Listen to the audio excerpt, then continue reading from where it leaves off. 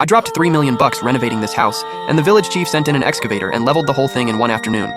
Then he handed me $8,000 and acted like that was too much. He clapped me on the shoulder and laughed. "It's village land. We can tear down whatever we want. You got a problem with that?" I kicked over the pile of bricks in front of me and said, "You know the law?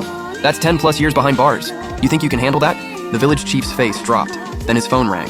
The screen lit up with the mayor's name. He answered it. The voice on the other end said, "Chief, I told you not to touch that house, so why'd you touch it?" 3 days earlier. I was at my office in the city, working late on blueprints, when my uncle Shen Guangtian called. "Zhou Yuan, get back here now, someone tore down your house." I figured he'd been drinking. That house. We'd just finished renovating it 3 years ago. Bluestone walls, solid wood beams. The radiant floor heating alone cost 47 Ks. Who in their right mind would tear that thing down? A demolition crew came from town, took him one afternoon. His voice was shaking. I didn't ask another word. I grabbed my keys and sprinted downstairs. It's a 4-hour drive from the city to the village. I made it in 2.5, got 6 speeding tickets, didn't care about a single one. 5 a.m. My headlights swept across the lot, and my house was gone.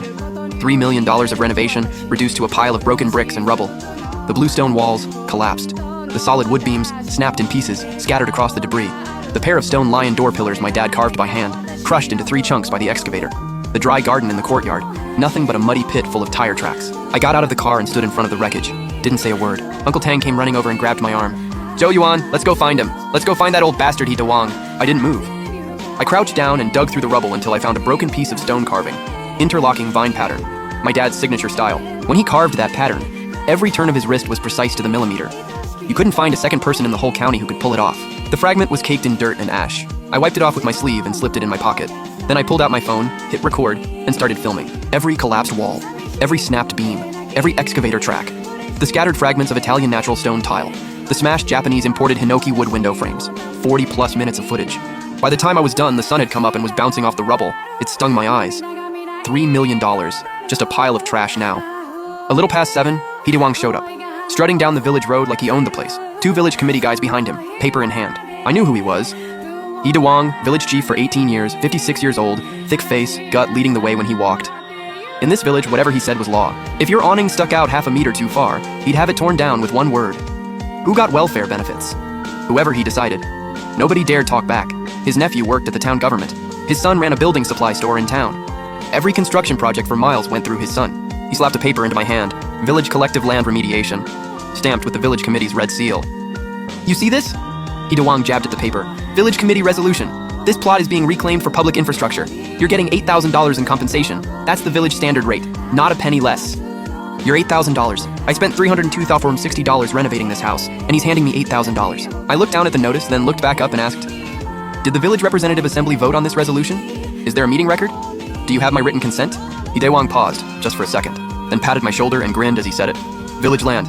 We tear down whatever we want. You got that?" I didn't say another word. I walked back to my car, popped the trunk, and pulled out a black document bag. That bag had been sitting in my car this whole time. Never touched it. 4 things inside. A residential land use certificate issued in 1987, under my dad's name, Shen Zhengliang. A property ownership certificate, and a construction permit approved 3 years ago by the proper planning department. Plus 4 thick binders, renovation contracts, material purchase receipts, and project acceptance reports. Total, $302,460. I didn't show He Dawang the documents. He didn't deserve to see them. I locked the bag back in my car, started the engine, and drove to the town police station. In my rearview mirror, He Dawang was still standing by the rubble, hands on his hips, looking real pleased with himself. He had no idea what was coming. The town police station was right next to the town hall, a 3-story white building. The national emblem above the door faded from years in the sun. I pulled up just after 8. The officer on duty was young. His badge said Han Lei. "What do you need, filing a report?" Officer Han grabbed his notepad. "What happened?" "My legally owned private property was intentionally destroyed. We're talking $3 million in damages." Han's pen froze on the notepad.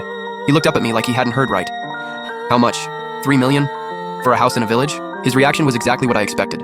Most people figure a rural house tops out at 20 or 30 grand.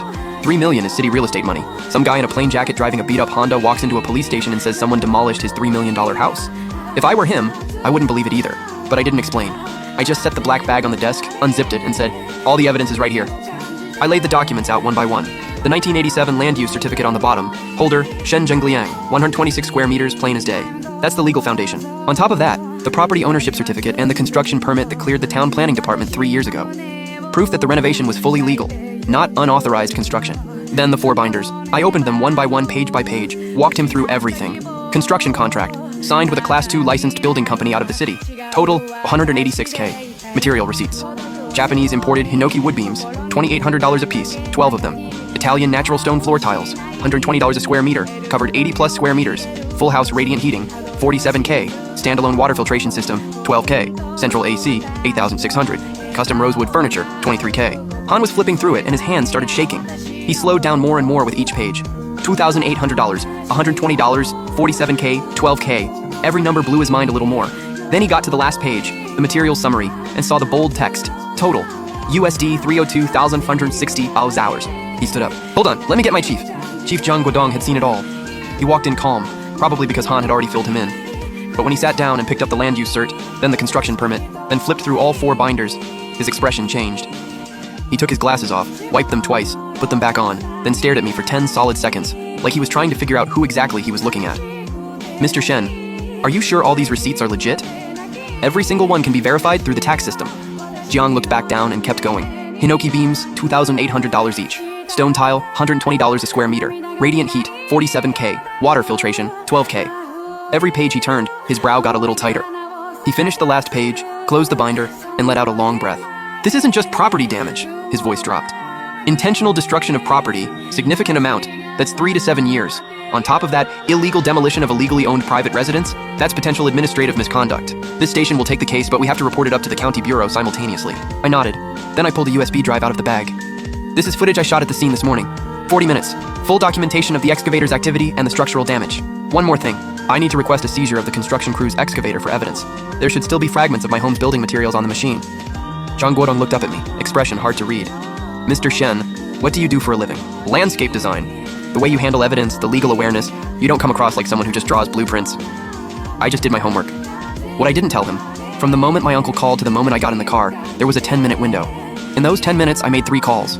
One to my college buddy who'd been at a law firm for 5 years, one to a building appraiser I'd worked with before, and one to my insurance company, to confirm whether my home insurance covered intentional damage by a third party. 3 calls, 10 minutes. The framework was set, and that was just the beginning.